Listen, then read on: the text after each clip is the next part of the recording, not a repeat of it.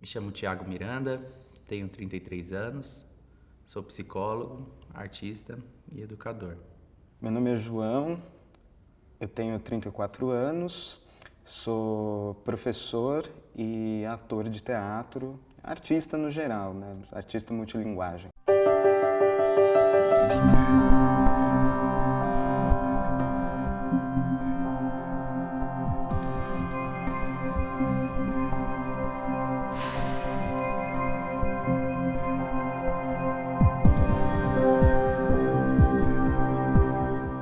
Minha infância foi no interior de São Paulo, lá em Botucatu. Minha família é uma família do norte de Minas, de retirantes, ali do Vale do Jequitinhonha. E eu cresci nesse contexto das escolas públicas e num contexto em que a vida seria ficar lá em Botucatu, fazer alguma coisa por lá, ter uma profissão por lá. E eu acabei rompendo essa bolha ao tentar buscar o caminho da arte. E para falar sobre a infância, acho que o texto que eu estou escrevendo é o que talvez represente mais como começa a questão da iniciação sexual, né? Abaeté não entendia o prazer pela dor. Ele tinha aprendido o prazer e o gozo pela inocência infantil. Um dia a vizinha, um pouco mais velha, chegou para ele e disse: "Coloca a mão aqui." Abaeté colocou a mão e sentiu que era quente e úmido. Era gostoso. Era diferente de colocar a mão em seu brinquedo. Depois ela pediu para colocar a mão no brinquedo de Abaeté. Era um carinho. Abaeté gostou. Não pedia, mas sempre que lhe ofereciam, ele aceitava. Uma prima de Abaeté chegou do outro lado da cerca e pediu: "Coloca a língua aqui." Abaeté colocou, sentiu um salgado agridoce e não entendeu a pele arrepiada dela. Depois ela pediu: "Deixa eu colocar seu brinquedo na boca?" Abaeté deixou, pois parecia retribuição pelo que ele tinha feito. Quando a língua dela tocou seu brinquedo, ele sentiu uma cócega gostosa e entendeu o motivo do arrepio. Brinquedo gostoso, pensou o curumim. Não queria mais saber de caçar lagartixa ou de pegar amora no pé. Curumim só queria saber de colocar a mão e a boca em brinquedo e deixarem colocar a mão e a boca no seu. Todo dia, ao lado da cerca, no canto do quintal, pelos buracos e frestas, divertia-se e divertia a prima e a vizinha.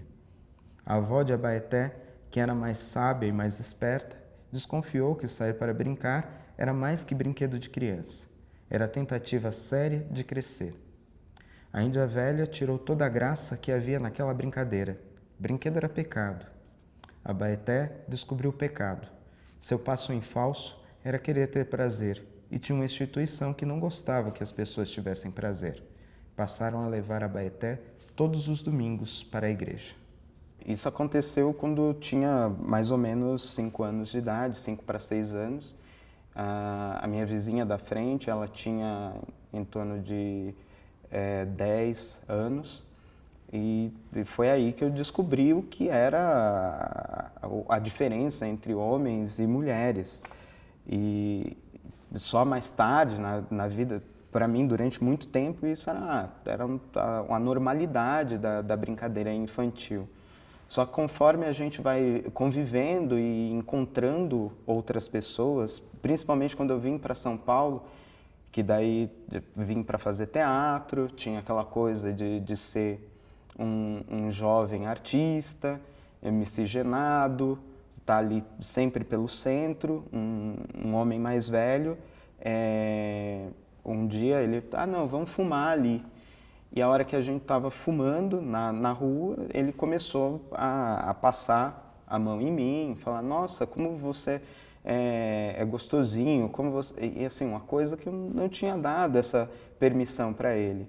O abuso e a violência também acontecem com os meninos, né? Elas não ocorrem só com as meninas e, claro, né, cada vez mais, que bom que a gente está trazendo à tona isso para não ficar, né, abafado, esquecido, silenciado.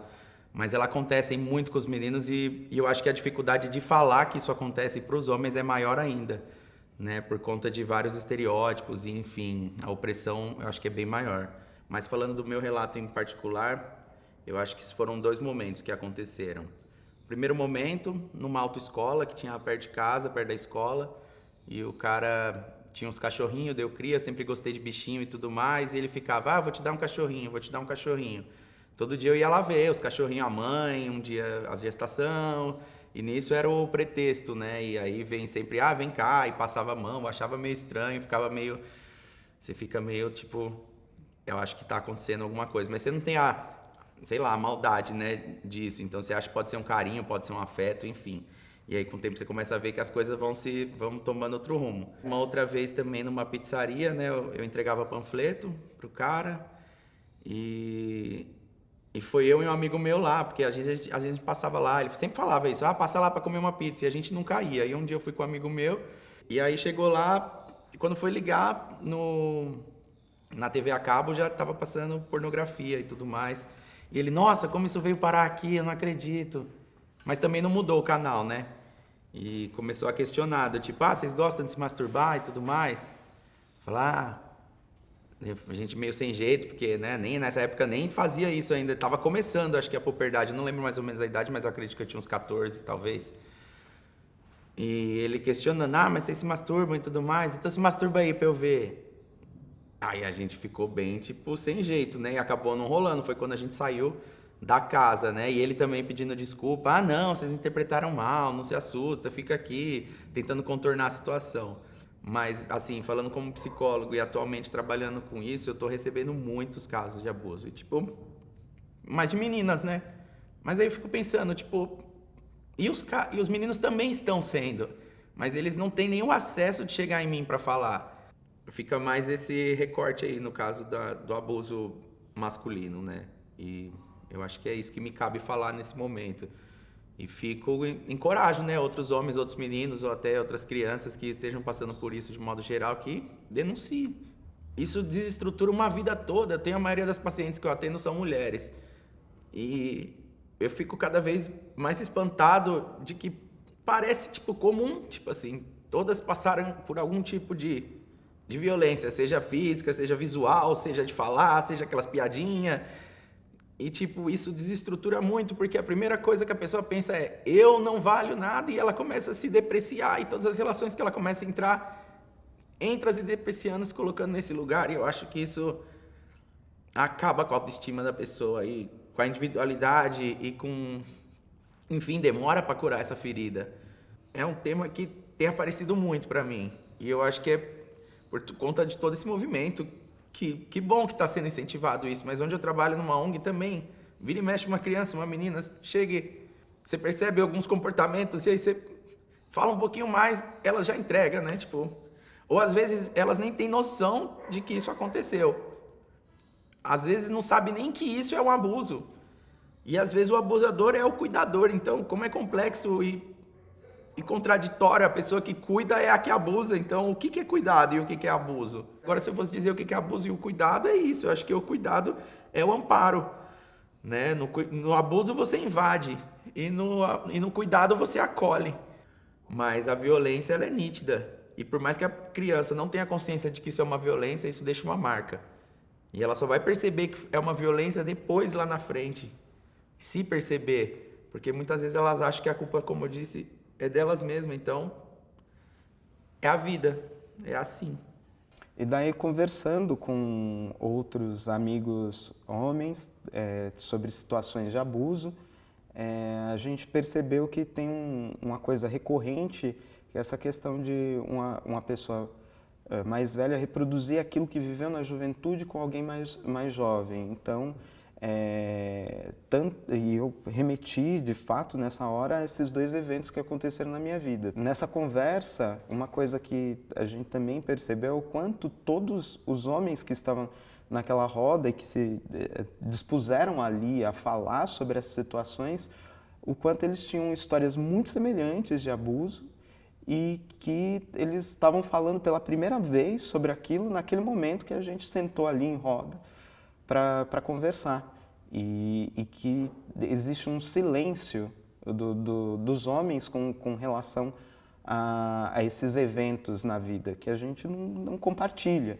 Normalmente as gestões das escolas, pelos relatos que eu tenho desses eventos, elas não estão preparadas para isso.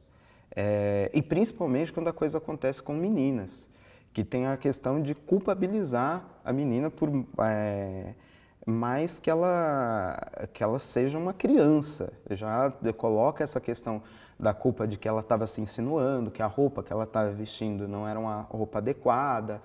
Então, é uma coisa que a escola não está preparada. Nos cursos de pedagogia, nos cursos de gestão escolar, não se debate esse assunto.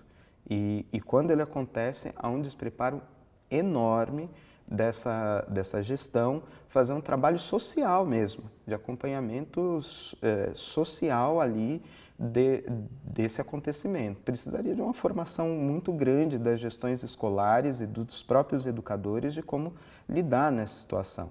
Disponibilizar mais assistentes sociais e psicólogos para esses espaços escolares seria também algo fundamental, além de fazer um acompanhamento com as famílias, porque muitas vezes os abusos começam dentro da própria casa.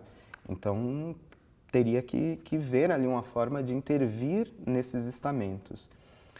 Mas a educação das crianças é fundamental, uma educação que ensine, que perceba, que traga uma assunção da criança para o seu próprio corpo e para as suas próprias relações corporais, e que não é normal, porque existe uma normatização de determinados comportamentos que não são normais. Eu acho que a primeira coisa, né, e até falo da minha irmã, que é a mais próxima, que tenho crianças assim que conheço, eu acho que ela faz esse sistema bem legal, né? Eu acho que é fechar com a criança desde o início e trazer para ela que essas situações acontecem e que isso pode acontecer, mas que sempre ter um canal aberto. Eu digo assim no comecinho, né? Então, se a criança, porventura, ela interpretar alguma coisa que ela possa desconfiar que permitir o diálogo e trazer essa segurança e falar que eu tô aqui, é isso, porque o que eu vejo muito agora falando dos adultos é isso, eu não contei pro meu pai porque ele ia brigar comigo ou ele ia brigar com a pessoa, então melhor não causar problemas, tipo assim.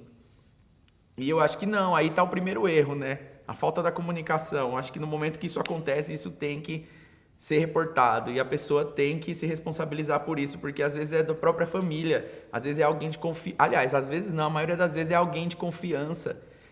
Às vezes até o próprio cuidador, um tio ou um padrasto, enfim. E tem abuso de mulher com criança também, isso acontece também, enfim. Agora, na criança, eu acho que fica na comunicação mesmo. Criar algum acordo com eles para eles poderem relatar qualquer coisa, mesmo que não seja, mas que se eles sentirem que eles tenham esse incômodo, eles podem ter alguém para contar e que não tenha esse espaço de julgamento. Já as adolescentes é a escuta mesmo, porque muitas das adolescentes já foram violentadas e estão nessa transição, né? Então eu acho que é um momento mais delicado. Mistura tanta coisa, hormonal, social, deixa de ser criança, começa a ter um corpo de mulher, mas a mente ainda não é de uma mulher, então já começa a entrar numa sociedade de uma outra maneira. E aí é complicado também, porque todas as mudanças ocorrendo juntas, né? A nossa sociedade, ela é completamente abusiva. Ela é formada, e principalmente os homens.